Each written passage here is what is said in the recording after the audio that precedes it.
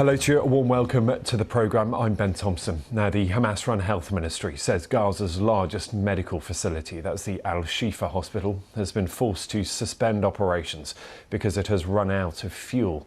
That comes amid reports of intensified fighting close to a number of hospitals in the territory overnight. The BBC has heard from a doctor at the Al-Shifa who says that its intensive care unit had been hit. Separately, though, he says because of fuel shortages, 2 patients who are on ventilators have died. One of them, he says, was a baby. According to the World Health Organization, there are currently 130 babies on incubators in Gaza. 45 of them are believed to have been at the Al-Shifa hospital. Well, the Gaza Health Ministry says 39 of them are now at serious risk of death, given the lack of fuel and therefore a lack of power. Take a listen to what that surgeon at Al-Shifa Hospital told us in this update. Lost 2 patients who were in a ventilator, one in the ICU, one in the neonatal ICU unit. It is very, very dangerous, very critical situation. There is no water even in the main building, no electricity, no food even, and no fuel. The generators stopped to work in the main subspecialty building. Shooting and bombardment everywhere. You hear it every second here around the Shifa hospital. No one can get out from the Shifa hospital. No one can come to the Shifa hospital. Situation is very, very dangerous. And the people who tried this morning to evacuate from the hospital, they have been shooted in the streets. Some of them they got killed. Some of them they got injured. No one can arrive to the hospitals. We are in the main building of the hospital. We cannot get outside of the building because there is a shooting everywhere. We don't have electricity, we don't have water, we don't have even the food, and we are afraid that in the middle of the night we lost the electricity to the main ICU and to the neonatal ICU, and our engineers during their walk to maintain this issue, one of the team was hit in the neck and he got paralyzed. We don't want to have any outbreaks due to these dead bodies who are outside the main refrigerator. It is not working more because we don't have a fuel to run this generator. This is the issue now. Well, Israel's military has been closing in on northern Gaza. The purple areas on this map show the approximate location of soldiers as fighting ramps up in Gaza City. Well, the international charity MSF, Médecins Sans Frontières, says that unless there is a ceasefire, Al-Shifa and other hospitals will turn into graveyards, they say. Israel has repeatedly accused Hamas of using Al-Shifa to conceal an underground command centre, but hospital staff have denied it. Meanwhile, in an interview with the BBC, the French President Emmanuel Macron has called for Israel to stop killing babies and women in Gaza.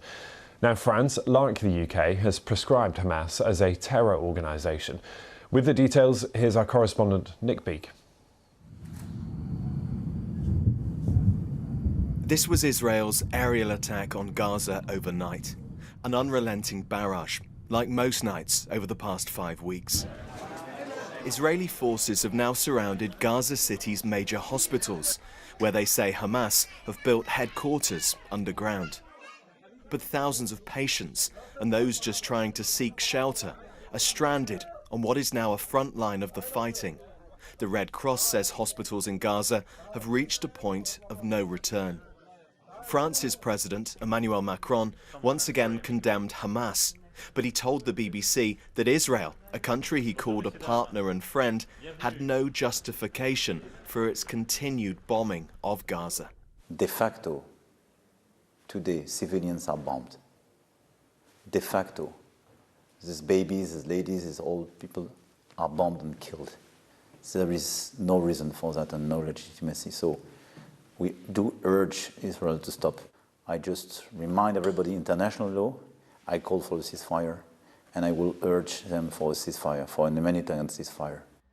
In response, the Israeli Prime Minister Benjamin Netanyahu said world leaders should be condemning Hamas, not Israel. His government said once again it was targeting Hamas, not civilians. Meanwhile, the families of hostages taken by Hamas on October the 7th are desperate for their release. Tom Hand's 8-year-old daughter Emily was kidnapped. He had this message for her. We're all waiting for her. We know we're going to get you back. Be strong every day. And wait, we're coming to get you. We're coming to get you home. We're going to bring you home. Tens of thousands have been making the journey south to what Israel tells them is a safe place for their families. But it feels like nowhere in Gaza is safe. Nick Beake, BBC News, Jerusalem. Well, a little while ago, I spoke to Nick Beake, who's in Jerusalem. He sent us this update. The Israeli Defense Forces have been holding a briefing here today, and journalists were able to put to them some of the accounts that are coming out of the Al-Shifa hospital, including the very vivid account there we heard from the surgeon. And the Israeli position on this is that Hamas has created the situation whereby a hospital is in effect a legitimate military target. So by that, the Israeli forces are saying that Hamas has created this control and command center underneath the hospital, from which it's directed operations and has been planning atrocities on Israeli soil. So that is what the Israelis are saying. They were also really unwilling to be drawn on some of the very vivid accounts of what's been happening in terms of civilians in the crossfire. The Israelis saying that they've spent the last 4 weeks trying to evacuate hospitals, urging people to move out of them, but said that Hamas has been holding patients and other people basically as human shields and has been preventing them from leaving, saying that there have been checkpoints that have been set up to stop people moving out. The IDF spokesperson, though, did concede that there were thousands of people within the courtyard of the Al-Shifa hospital, so that really gives you an indication of just how perilous a state the civilians and other patients are, who of course moved to hospitals thinking they'd be in one of the safest places in Gaza, but as we've seen, it appears that no place within the territory is safe.